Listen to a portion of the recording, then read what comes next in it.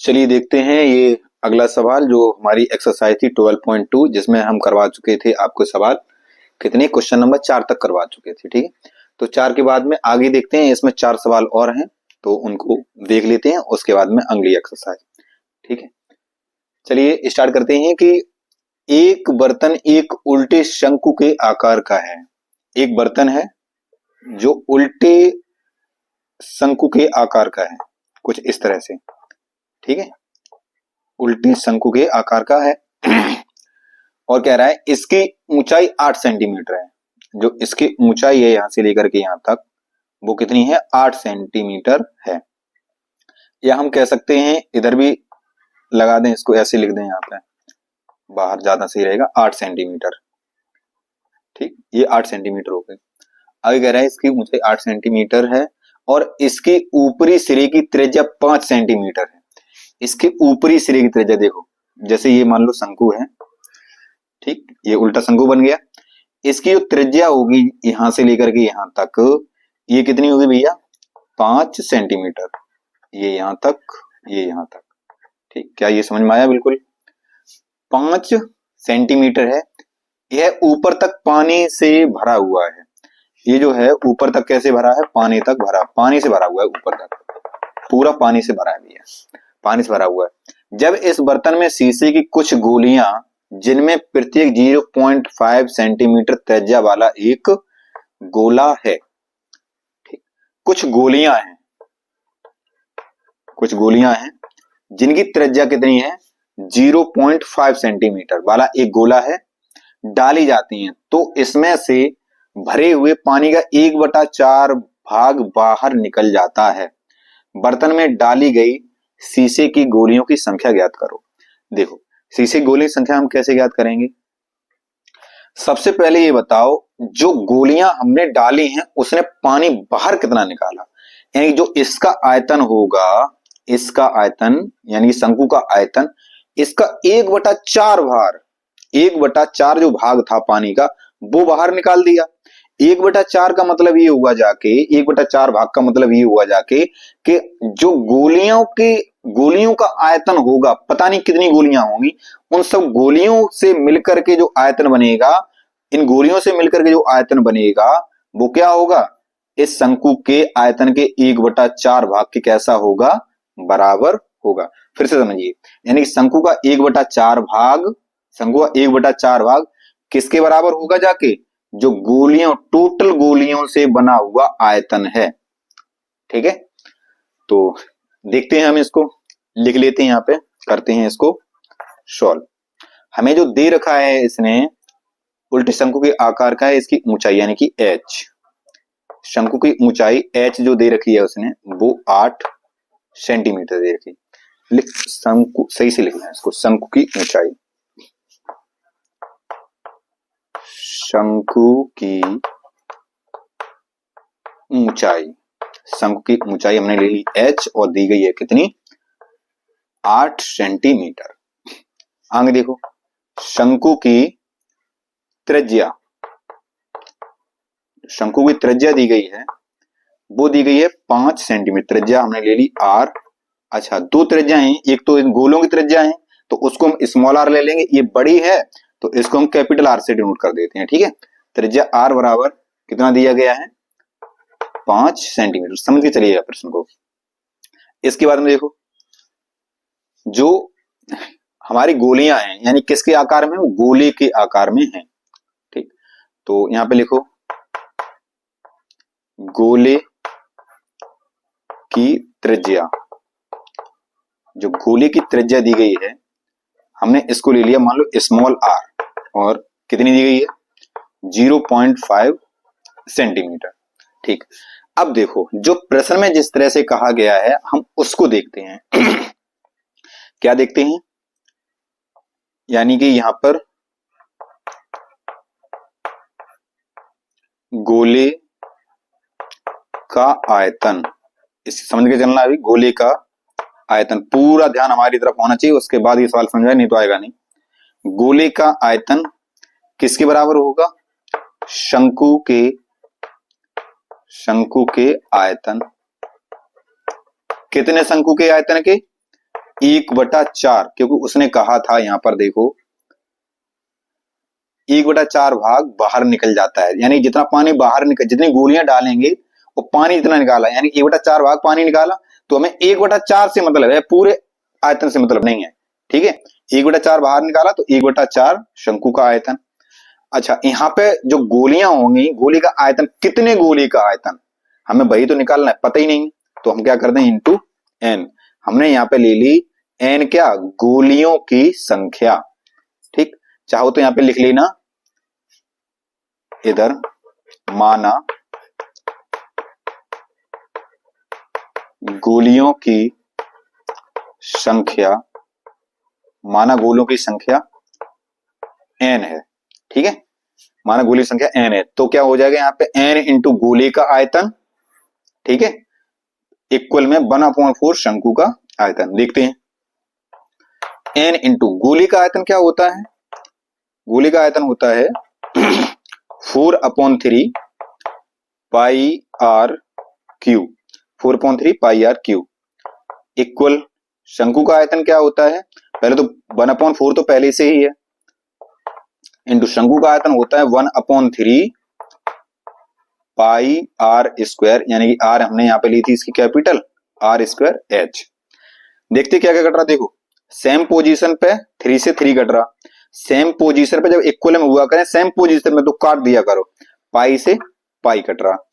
अच्छा, अब यहां पर जो बचा हुआ है, जो एन के मल्टीपल में है वो तो अपॉन में ले जाओ, और अपॉन में है उसको मल्टीपल में ले जाओ।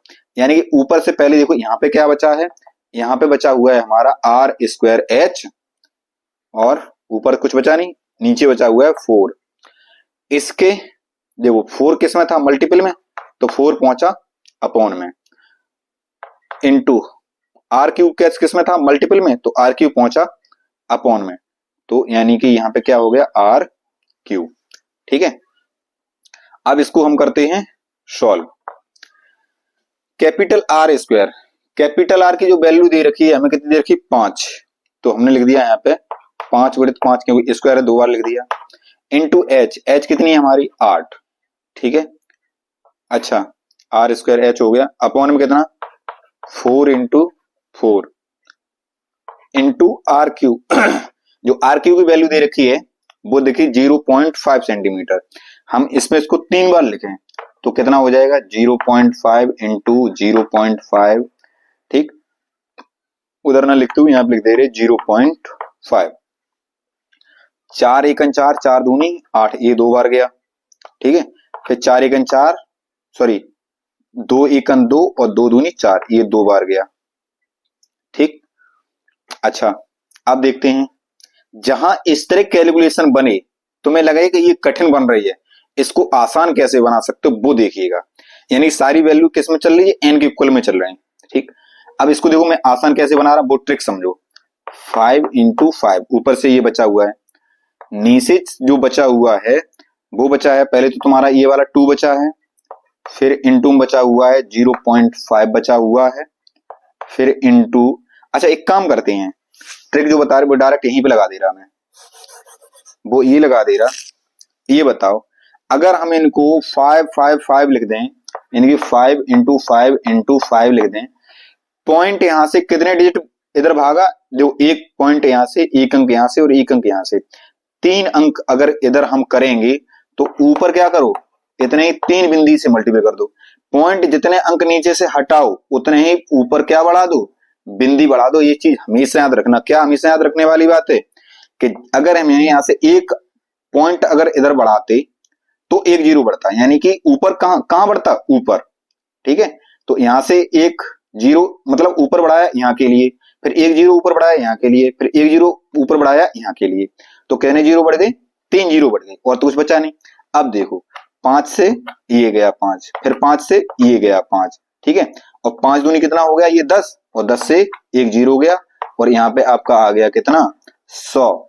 एन हमने क्या मानी थी, गोलियों की संख्या, तो यहाँ पर जो गोलियों की संख्या आ जाएगी वो कितनी आ जाएगी, 100। अब यहाँ पे हम लिख सकते हैं क्या, गोलियों की संख्या, गोलियों की संख्या 100 होगी। ठीक है, एक बार इस क्वेश्चन को इसका लो स्क्रीनशॉट, उसके बाद चलते हैं आगे। देखो इस तरह का अगर तुम्हें सवाल उसमें मिला जाके पेपर में, तो मैं दावे के साथ कह सकता हूँ कम से कम तो 4 नंबर में होगा, नहीं तो ये 6 नंबर में भी सवाल देखने को मिल सकता है। ठीक है, और इतने आसान तरीके से आपको समझा दिया, कैलकुलेशन भी आपको बता दी कि आपको ये कैलकुलेशन कैसे करनी है। ठीक, तो चलिए अब देखते हैं अगला सवाल। चलिए क्वेश्चन नंबर देखते हैं 6, 5 हम बता चुके थे आपको अभी अभी। तो छठवां सवाल कह रहा है, मैंने इसको नोट नहीं किया है, आपके पास हम बुक होगी तो उसमें पढ़ लीजिएगा। कह रहा है कि ऊंचाई 220 सेंटीमीटर और आधार व्यास 24 सेंटीमीटर वाले एक बेलन है जिसकी ऊंचाई है 220 सेंटीमीटर।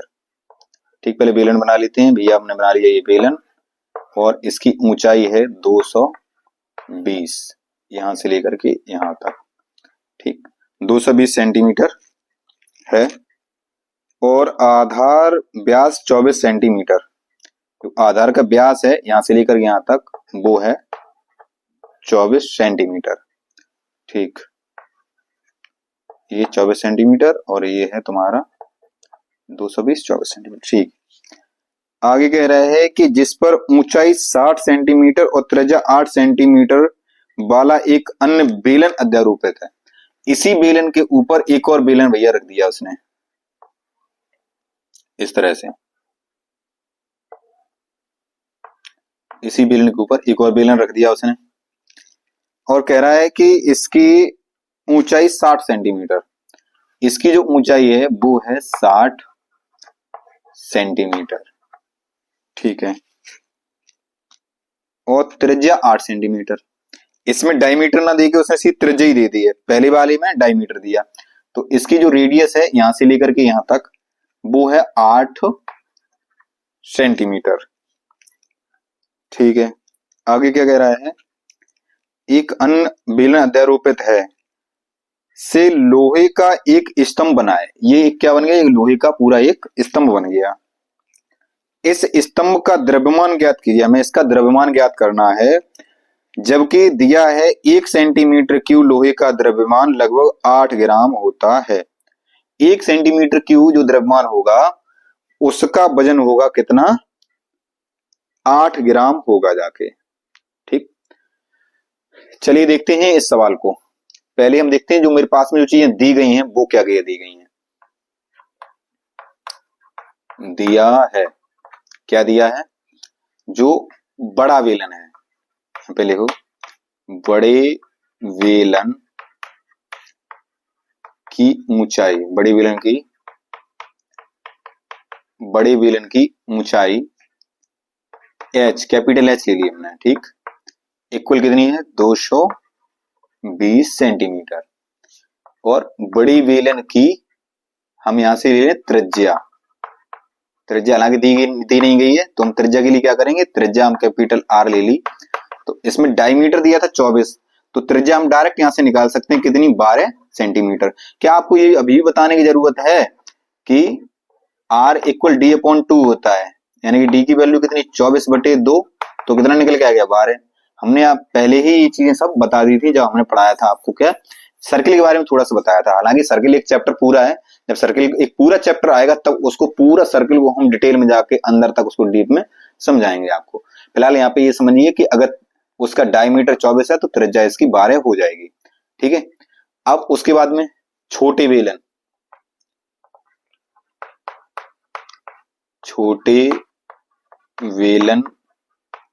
की ऊंचाई, जो छोटे बेलन की ऊंचाई हमने ले ली स्मॉल h, वो कितनी दी गई है, 60 सेंटीमीटर, और छोटे बेलन की त्रिज्या उसने ऑलरेडी दे रखी है कितनी, हमने ले ली स्मॉल r, कितनी दे रखी है, 8 सेंटीमीटर।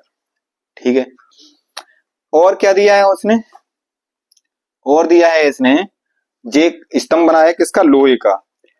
इसने कहा है कि जबकि इस स्तंभ का द्रव्यमान ज्ञात कीजिए, जबकि 1 सेंटीमीटर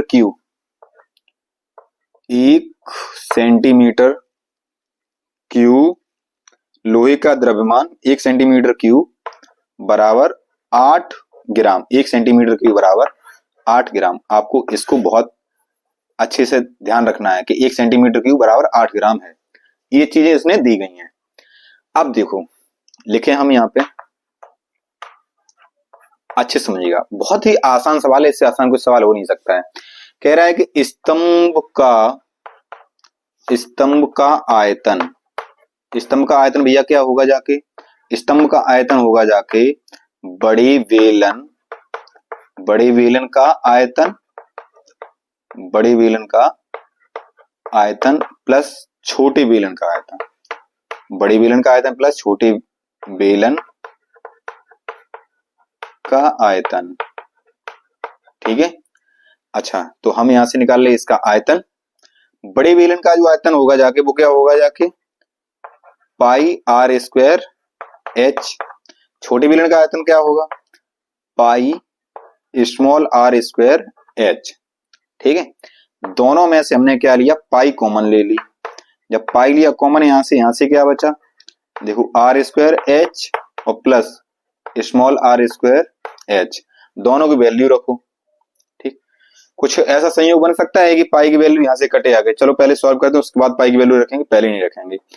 तो यहां से हमें क्या मिलेगा जाके पाई आर स्क्वायर, कैपिटल आर कितनी थी 12, यानी कि 12 का स्क्वायर इंटू एच, एच कितनी थी 220 है ना, 220 प्लस उसके बाद में पाई तो कॉमन चला गया है ना, यहां से क्या बचा आर स्क्वायर। ठीक, तो ये स्मॉल आर, और स्मॉल आर हमने क्या लिखी थी 8, तो ये 8 का स्क्वायर इंटू एच, एच कितनी थी हमारी स्मॉल एच 60। ठीक, क्या वैल्यू हमने सही लिखी है। ठीक है, अब पाई इंटू 12 का स्क्वायर कितना होता है 144 इंटू 220 प्लस 8 का स्क्वायर कितना होता है 64 इंटू कितना 60। ठीक, पाई इसका मल्टीपल करो, देखो जीरो है तो लास्ट में सबसे पहले एक जीरो लिखो। 22 का इससे मल्टीपल करो, 22 चौको कितना होता है 88 हासिल 8, 22 चौको फिर से 88 और 8 कितना 96 हासिल 9। क्या सही कर रहा हूं मैं, 22 चौको 88 की 8 हासिल 8, 22 चौको 88 88 और 8 96, 22 एक 22, 22 और 9, 22 और 9 कितना 31, 31,680। ये आएगा जाके इसका मल्टीपल। अगर आप नहीं कर पाते तो एक बार करके देख लो, और हाई स्कूल में हो तो आपको ये आना चाहिए मल्टीपल किस तरह से हमने किया। देखो जीरो लास्ट में जीरो रख दो आके, 22 का इसमें मल्टीपल करो, 22 का पाड़ा आना चाहिए प्लस यहाँ पे देखो 60 के लिए जीरो दिया, अब 6 का पढ़ दो तो 6 चौको 24 की 4 हासिल 2, 6 और 6 का मल्टीपल कितना 6 संग 36, 36 और 2 हासिल कितना 38। एम आई राइट, यही होगा जाके। ठीक है, अब इसको देखते हैं, करते हैं सॉल्व। तो हमने किया इसको सॉल्व, देखो जीरो ऐड करो इसको। सबसे पहले तो यहाँ पे क्या है हमारी पाई, जीरो से जीरो और जीरो जीरो रहेगा, 4 और 8 कितना 12 कैरी 1, 8 और 1 कैरी 9, 9 और 6 कितना 15 की 5, कैरी कितनी 1, 1 और कितना 3 4, 4 और 1 कितना हो गया 5, और यहाँ पे वो तो कुछ बचा ही नहीं, यहाँ पे बचा कितना 3, तो ये 3 इतना ही आएगा जाके। ठीक है, अब देखो यहाँ पे पाई की वैल्यू अगर हम यहाँ पे 22/7 रख दें तो ये नंबर क्या 7 से कटेगा, 7 पना 35, तो ये नंबर 7 से तो कट नहीं रहा है, 7 से नहीं कटेगा। क्या हमने कहीं जोड़ने में गलत तो नहीं कर दिया, 0 8 4 12 की 2, 8 और 6 14 और एक हासिल 15, 3 और 1 4 और एक हासिल 5, 3 का 3। ठीक है, कोई दिक्कत नहीं। अब उसके बाद में क्या करेंगे हम, ये पाई की वैल्यू भी रखो, 22/7 गुणे तो 35,520, ये सेंटीमीटर क्यूब क्या आ गया, इसका आयतन आ गया। अब 1 सेंटीमीटर क्यूब बराबर कितना था? 8 ग्राम था। 1 सेंटीमीटर क्यूब बराबर 8 ग्राम। तो इतने सेंटीमीटर क्यूब बराबर कितना होगा? Multiplied by 8। तो हम इसका निकालते हैं टोटल वेट यानी कि वजन। तो हम यहाँ पे लिख दें जाके स्तंभ का वजन। तो स्तंभ का जो वजन होगा जाके वो कितना होगा जाके, देखो 22/7 गुणित 35,520 गुणित 8। ठीक, इसका करते हैं मल्टीपल, जो भी आंसर आएगा देखते हैं अभी। चलिए देखिए, इसकी थोड़ी कैलकुलेशन करते हैं, आप लोग कर लेना, थोड़ा समय बच जाए इसलिए मैं इसकी कैलकुलेशन फोन से कर दे रहा हूं। 22 multiplied by 35,520 multiplied by 8 and divided by कितना? 7। तो ये आ रहा है आपका यहाँ पर 89,3074 ग्राम। ठीक है, इतना ग्राम आ रहा। अगर हम ग्राम को बदलें किसमें? किलोग्राम में बदलें, यानी कि ये कितना आ रहा? पॉइंट के बाद के नंबर हमने लिखा ही नहीं है, लगभग अप्रोक्सीमेट लिख दो इतना ही, 89,3074 ग्राम। अगर इस नंबर को हम किलोग्राम में बदलें तो इसको किलोग्राम में बदलने के लिए हमें क्या करना पड़ेगा? 100 से भाग देना पड़ेगा। तो आ जाएगा 89,3074 और डिवाइडेड बाई कितना? 1000। और इसको हम क्या लिख सकते हैं अब? किलोग्राम। ठीक है, इसको ऐसे लिख लो। और इसी नंबर को हम क्या लिख सकते हैं? देखो पॉइंट 3 नीचे 0 है, 3 के बाद पॉइंट लगा दो तो ये आ जाएगा 893, 1 2 3 अंक बाद 893.074 kg, यानी कि 893 किलोग्राम लगभग इसका आंसर आएगा जाके, 893 किलोग्राम। आप अपने आंसर शीट में देखोगे तो यही इसका आंसर मिलेगा जाके। ठीक है, बस कैलकुलेशन थोड़ी सी टफ थी, बाद बाकी का सवाल कुछ खास था नहीं। ठीक, चाहो तो आप इसको यहाँ पे ऐसे भी अगर इसको रख के छोड़ आते जाके और इसको ग्राम में लिख देते तब भी आपको नंबर पूरे ही मिलते, कोई दिक्कत नहीं है इसमें। क्योंकि अगर कहीं भी वो कैलकुलेशन टफ दे रहा है तो वो उसकी दिक्कत है, हमारी दिक्कत नहीं है। एग्जाम ओरिएंटेड क्वेश्चन जो भी होते हैं वो ऐसे होते हैं कि कहीं ना कहीं उनकी जो कैलकुलेशन होती है आप देखते हैं। और क्वेश्चन नंबर 7 में कहा गया है, एक ठोस में ऊंचाई 120 सेंटीमीटर और त्रिज्या 60 सेंटीमीटर वाला एक शंकु सम्मिलित है। एक शंकु है, शंकु बनाते हैं, तो ये हो गया हमारा एक क्या? शंकु, जिसकी ऊंचाई कितनी है? 60 सेंटीमीटर। 60 है कितनी? 120 है, सॉरी 120 सेंटीमीटर ऊंचाई जो है इसकी, यहां से लेकर के ये इतनी, वो कितनी? 120 सेंटीमीटर है। आप इसको ऐसे भी मान सकते हो, यहां से लेकर के यहां तक 120 सेंटीमीटर है। त्रिज्या 60 सेंटीमीटर है, जो इसकी त्रिज्या यहां से लेकर के ये त्रिज्या, ये इसकी कितनी है? 60 सेंटीमीटर है। ठीक, 60 लिख दो केवल, 60 सेंटीमीटर है। एक शंकु सम्मिलित है जो 60 सेंटीमीटर त्रिज्या वाले एक अर्धगोले पर आरोपित है।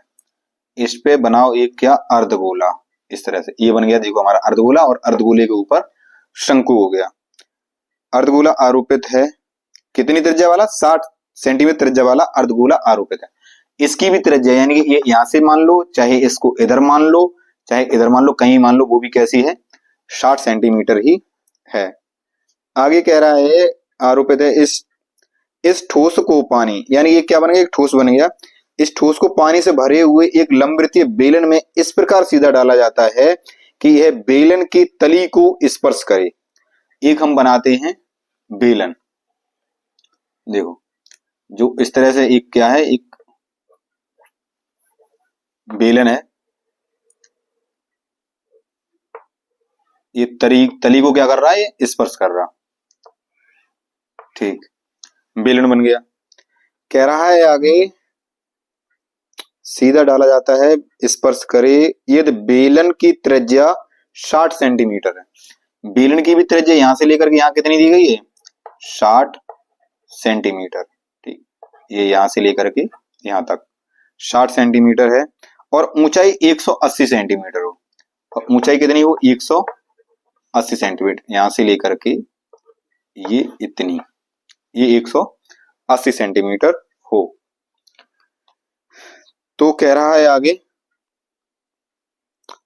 तो बेलन में शेष बचे पानी का आयतन ज्ञात कीजिए। यानी हमने इसको बेलन के अंदर डाल दिया है। अब इसमें कह रहा है कि बेलन में शेष बचे पानी का आयतन जो है वो मुझे क्या करना है, ज्ञात करना है। चलिए देखिए इस क्वेश्चन को बहुत ही धैर्य के साथ, बहुत ही ध्यान के साथ हम जो यहां से मुझे चीजें दी गई हैं वो देखते हैं। बेलन की ऊंचाई, बेलन की ऊंचाई, तो बेलन की ऊंचाई हमने मान ली कैपिटल एच, जो कितनी दी गई है, 180 सेंटीमीटर। ठीक, हम दोबारा बेलन की त्रिज्या, बेलन की त्रिज्या हमने मान ली कैपिटल आर। ठीक, कैपिटल आर मान लो या स्मॉल आर मान लो, कुछ ही मान लो, क्योंकि तीनों की त्रिज्या यानी कि बेलन की और इसकी अर्धगोले की और शंकु की, तीनों की त्रिज्या कैसी हैं, सेम है, तो हम इसको स्मॉल आर भी ले सकते हैं। कितनी दी गई है, 60 सेंटीमीटर। उसके बाद हम देखते हैं शंकु, शंकु की ऊंचाई, शंकु की ऊंचाई हमने ले ली स्मॉल एच और जो कितनी दी गई है, 120 सेंटीमीटर। उसके बाद में शंकु की त्रिज्या, जो शंकु की त्रिज्या दी गई है यानी कि स्मॉल आर, वो कितनी दी गई है, 60 सेंटीमीटर। हम यहां पे एक चीज और लिख लें कि अर्धगोले, अर्धगोले की त्रिज्या, अर्धगोले की त्रिज्या हमने मान ली स्मॉल आर, वो भी कितनी दी गई है, 60 सेंटीमीटर। ठीक, इसके अलावा और कुछ बचा नहीं है। अब हम सवाल को देखते हैं। ये बताओ बचा हुआ जो पानी होगा वो कितना पानी होगा। सवाल ये है बचा हुआ पानी होगा वो कितना पानी होगा। हम यदि शंकु और अर्धगोले का आयतन ज्ञात कर लें और इस बेलन का आयतन ज्ञात कर लें, बेलन के आयतन में से शंकु का आयतन अगर घटा दें, यानी शंकु और इस ठोस का आयतन, पूरे ठोस का आयतन, बेलन के आयतन में से हम पूरे ठोस का अगर आयतन घटा दें तो क्या बचा हुआ पानी नहीं मिल जाएगा, बिल्कुल मिल जाएगा। तो क्वेश्चन को यहीं से सॉल्व करते हैं। लिखिएगा बचे हुए पानी, बचे हुए पानी का आयतन, बचे हुए पानी का आयतन बराबर क्या हो जाएगा, बेलन का आयतन, बेलन का आयतन माइनस ठोस का आयतन। क्या ये समझ में आया, बेलन का आयतन माइनस ठोस का आयतन। देखो तो बेलन का आयतन क्या होता है, पाई आर तो सभी की सेम है ना, पाई आर स्क्वायर एच, माइनस ठोस का जो आयतन मिलेगा जाके वो हमें कितना मिलेगा जाके 1/3, यानी कि शंकु का आयतन, शंकु का आयतन कितना होता है 1/3 पाई आर स्क्वायर एच, और प्लस ये क्या है अर्धगोला, अर्धगोली का आयतन कितना होता है 2/3 पाई आर क्यूब। ये ठीक है, करते हैं इसको, देखो सॉल्व। तो यहाँ पे पाई आर स्क्वायर एच तो ऐसा ही रहने दो, माइनस इसमें से देखो क्या कॉमन मिल रहा, इसमें से जो मिलने वाली चीज कॉमन है वो हमें मिल रहा है, पहले तो देखो 1/3 कॉमन मिल रहा दोनों जगह से, फिर हमें पाई कॉमन मिल रहा, उसके बाद हमें मिल रहा आर स्क्वायर। ठीक, यहां से जो बची हुई चीज है वो केवल बची एच, प्लस यहां से क्या बचा 2r, और तो कुछ बचा नहीं है ना। ठीक है, करते हैं इसको सॉल्व। अब इन दोनों में बताओ क्या क्या चीज कॉमन मिल रही। देखो सबसे पहले तो इसमें पाई कॉमन मिल रहा, फिर आर स्क्वायर कॉमन मिल रहा, और कुछ कॉमन मिल रहा? और कुछ तो नहीं मिल रहा जी कॉमन। यहां से क्या बचा? एच, एच लिख लो, माइनस यहां से क्या बचा? 1/3। इसको ऐसा करो, यहां से बचा कितना? 1/3 और पाई स्क्वायर कॉमन चला गया, फिर यहाँ पे स्मॉल ब्रैकेट, यहाँ पे एच प्लस कितना? 2r, ये बड़ा ब्रैकेट बंद। ठीक है, अब इनकी वैल्यू रखो। तो जो हमारी r है वो है कितनी? 60 सेंटीमीटर। हमें लगता है पाई की वैल्यू रखने से कोई फायदा ज्यादा होगी नहीं हमें, तो पाई को केवल पाई रहने दो। पाई, r की वैल्यू रखो, r बराबर कितना है? 60 सेंटीमीटर, सभी में 60 ही है, तो यानी कि 60 गुणित 60 ही हो गया। h, h कितनी थी हमारी? 180, 180 माइनस 1/3, और ये h small h, small h जो थी मेरी कितनी थी? 120, तो ये 120 प्लस 2 इंटू ये r कितनी? 60। ठीक, अब इसको करते हैं सॉल्व। पाई, ये कितना हो गया? 6 में 6 36, यानी कि 3600 डबल जीरो, फिर बड़ा ब्रैकेट 180 माइनस 1/3, इसको सॉल्व करो तो ये कितना हो जाएगा? 120 और 60 दूनी कितना? 120, 120 और 120 दोनों को मिलाओ तो कितना हो गया? 200, 120 और 120 240। ठीक है, ये 3 से अगर काटें तो कितनी बार जाएगा? 8 बार, 8 से 24, तो हम इसको क्या लिख सकते हैं? 80 लिख सकते हैं। ठीक, इसको देखते हैं, इधर सॉल्व करते हैं आके। कितना लिखा है? पाई मल्टीप्लाइड में कितना? 3600 और ये 180, 180 और ये 3 से गया कितनी बार? 80 बार, माइनस में कितना? 80। ठीक, और तो कुछ बचा नहीं यहां से, तो फिर से देखते हैं। पाई गुणित 3600 और इनटू में ये कितना हुआ? 80 में से 180 में से 80 गया, तो बचा कितना यहां से? 100। इसके से मल्टीपल करो जाके, तो ये कितना हो गया? पाई मल्टीप्लाइड बाई 2 जीरो और बढ़ा दो, 3640। ठीक है, ये क्या आया जाके हमारा? Centimetre cube. ठीक, यानी कि जो बचे हुए पानी का आयतन आएगा जाके, वो आएगा जाके ये सेंटीमीटर क्यूब।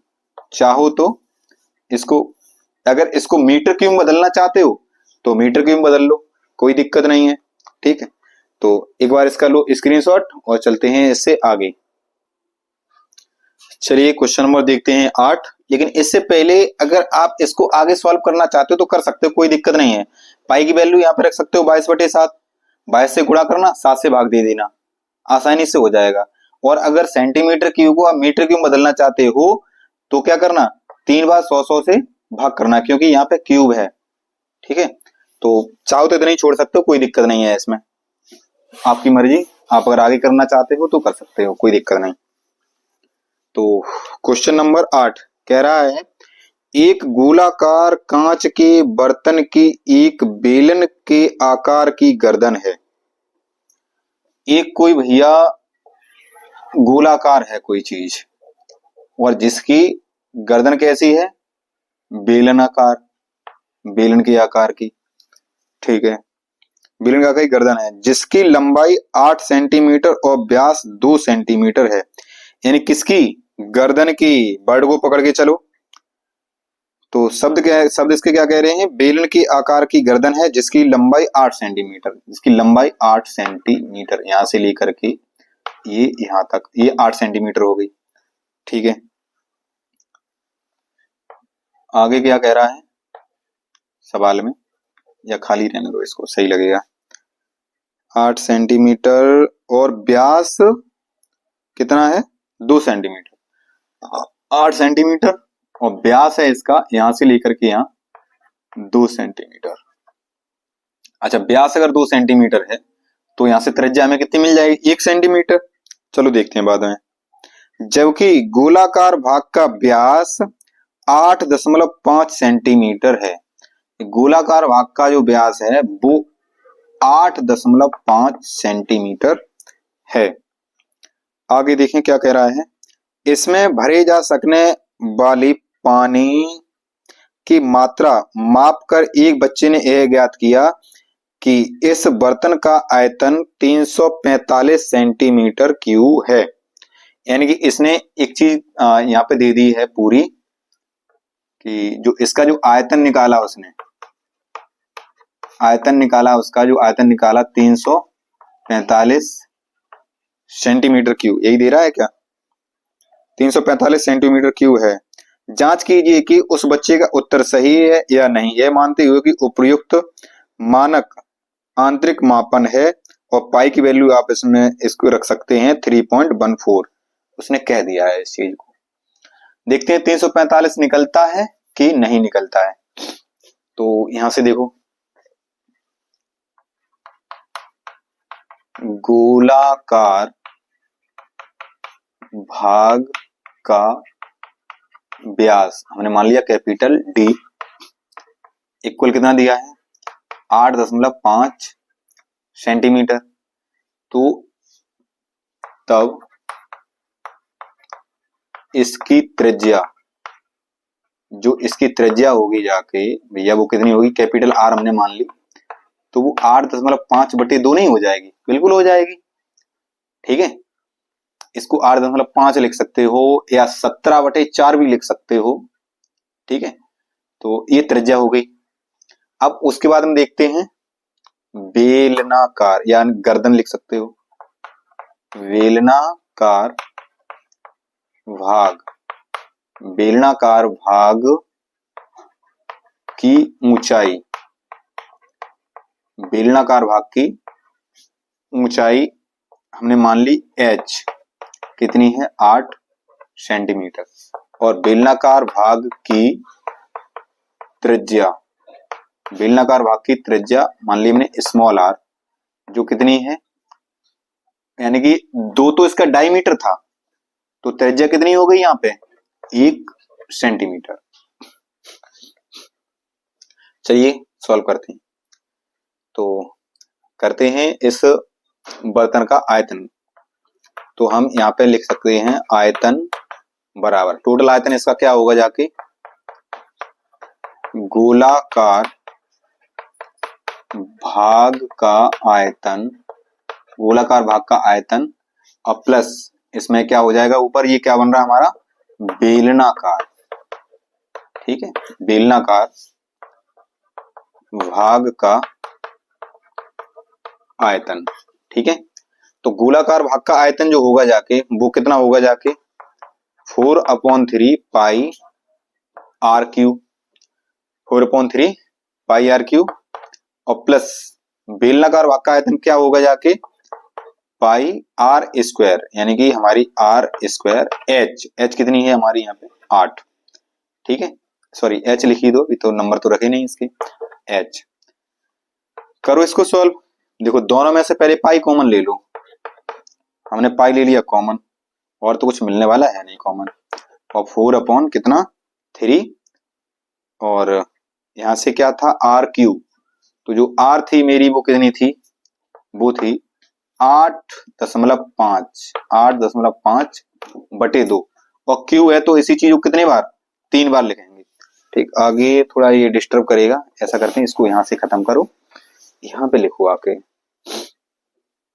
देखो यहां से हमने पाई ले ली कॉमन, यहां से बचा कितना 4/3, और आर क्यू, आर की वैल्यू थी हमारी 8.5/2, तो क्यू है तो 3 बार वही चीज, 8.5/2 इंटू 8.5/2 इंटू 8.5/2, ये चीज समझ में आ गई होगी आपके।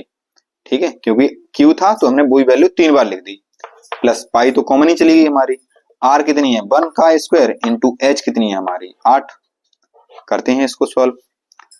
अच्छा देखो 2 से ये गया 2 बार, और ये 2 से गया ये 2 बार, और तो कुछ यहाँ पे बचा है नहीं। ठीक, पाई की वैल्यू रख दो। उसने कहा है पाई की वैल्यू हमें कितनी रखनी है, 3.14। पाई की वैल्यू कितनी रखनी है, 3.14। मैं देख लेता हूं, उसमें सवाल में कहा उसने कि पाई की वैल्यू रखनी है हमें 3.14, रख दी। उसके बाद में ये इनका हमें करना है क्या, मल्टीपल। तो जो मल्टीपल में करेंगे, पहले तो इसको भी तो सॉल्व करना है। तो 8 का 85 का पहले 85 का स्क्वायर करो तो कितना आ जाएगा, 5 25 और 8 ने 72, यानी कि 72.25। 85 और 85 का मल्टीपल ये आएगा जाके नीचे, 2 तिया 6 कर लो इसको, ठीक है।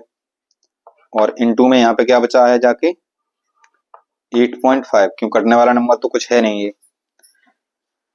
और आगे प्लस 8 एकन 8। अब इसका 85 इसका 72.325 का इसमें मल्टीपल करते हैं 8.5 में। ठीक, उसके बाद इसको ऐड करके फिर यहां से सॉल्व करेंगे आके। तो ये कितना मिलेगा जाके हमें, 3.14 इंटू, देखो इसका मल्टीपल करो जाके 72.25 मल्टीप्लाइड बाई 8.5, कितना आएगा जाके 25 25 5 दूनी 10 और 2 12 5 दूनी 10 और 1 11 7 5 35 और 1 36 क्रॉस 8 45 के 0 8 दूनी 16 16 और 4 16 4 कितना हो गया, 16 4 20 हासिल 2 8 दूनी 16 16 और 2 18 8 सत्ते 56 56 और 1 हासिल 56 और 1 हासिल कितना 57। यहाँ पे कितना आ गया 5 और यहाँ पे 2 और यहाँ पे 1 8 6 14 की 4 7 3 10 और 1 11 5 और 1 हासिल कितना 6 61 और पॉइंट कितने अंक बाद 1 2 3 अंक बाद 1 2 3 अंक बाद, यानी कि 614.125। इसका जो मल्टीपल आएगा जाके वो आएगा 614.125। ठीक है, और डिवाइड कितना 6 और प्लस कितना यहाँ पे 8। ठीक है, इस तरह से ये बना हुआ। तो पहले हम क्या करेंगे, इसका इसमें मल्टीपल करके इसको ऐड करेंगे, उसके बाद इससे हम इसका मल्टीपल कर सकते हैं। ठीक, क्या ये नंबर अच्छा चाहो तो इसको हम पहले इसको सॉल्व करते हैं, उसके बाद ही कुछ हो सकता है, नहीं तो नहीं हो पाएगा, क्योंकि पहले हम इसको सॉल्व करेंगे। तो 3.14 और इनटू में 8 छंग 48, 48 में अगर ये 14 जोड़े जाके तो ये कितना हो गया जाके 648 और 14 कितने 62, तो 662 और दशमलव में कितना आया 125 और होल डिवाइडेड बाई कितना 6। ठीक है, तो अब हम इसका करते हैं मल्टीपल। तो मल्टीपल में देखते हैं जाके कितना होगा जाके, एक काम करते हैं इसको थोड़ा सा हल्का करते हैं। ये 2 से गया 3 बार और ये 2 से गया 2 एकन 2, बचा कितना 1 और हो गए 11 2 पंचे 10 बचा 1 हो गए कितने 14, तो 2 सत्ते 14, यानी कि 157 मल्टीप्लाइड बाई 662.125 और बटे में कितना भैया 3। ठीक है, इनका करते हैं मल्टीपल। ये नंबर काफी हो गया है बड़ा, मैं इसको फोन से कर दे रहा हूं, क्योंकि नहीं तो इसमें लग जाएगा काफी समय और आपका समय हो जाएगा काफी वेस्ट, वीडियो हो जाएगी काफी बड़ी। 1.457 हम मल्टीप्लाइड बाई 6 2.125 आ रहा है कितना 1039.536 बटे में कितना है 3।